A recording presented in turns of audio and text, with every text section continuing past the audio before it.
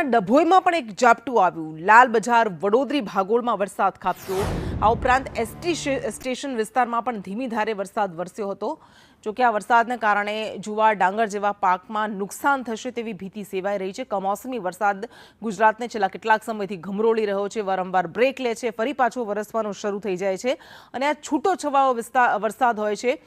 ડભોઈમાં, વડોદરાના ડભોઈ અને કરજણમાં પણ વરસાદ વરસ્યો હતો, જેના કારણે ખેડૂતોને નુકસાન જાય તેવી ભીતિ છે.